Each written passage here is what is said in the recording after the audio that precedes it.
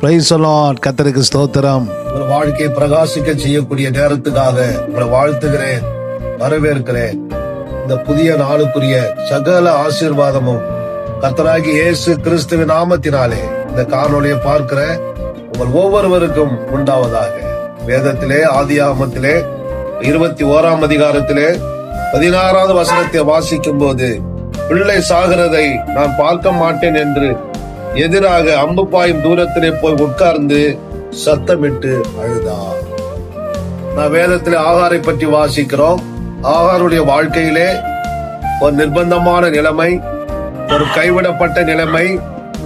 ஆனாலும் அவள் தான் ஏற்பட்ட நிலை, தன் பிள்ளைக்கு ஏற்பட்ட நிலை, ஒரு தண்ணீர் கிடையாமல் அவள் பட்ட கஷ்டத்தை பார்த்து பிள்ளை சாகிறதை பார்க்க மாட்டேன் என்று அவள் சத்தமிட்டு அழுததா என்று பார்க்கிறோம்.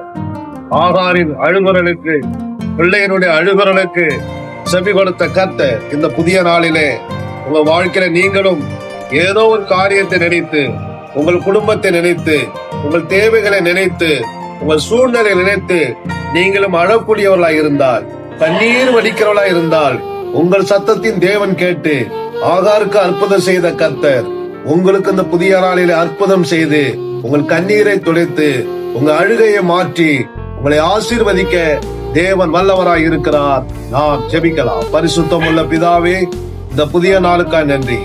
ஆகாருடைய பிள்ளைக்காக இறங்கின கர்த்தர், ஆகாருடைய அழுகையின் சத்தத்தை கேட்ட கர்த்தர் இந்த புதிய நாளிலே தன்னை பற்றி, தன் குடும்பத்தை பற்றி, எதிர்கால வாழ்க்கையை பற்றி, சூழ்நிலையை பற்றி யார் அழுதாலும் அவருடைய சத்தத்தை கேட்டு அவர் அழுகைக்கு பதிலை தந்து அவருடைய கண்ணீரை துடைத்து ஆசீர்வதிக்க வேண்டும் என்று ஜெபிக்கிறோம்.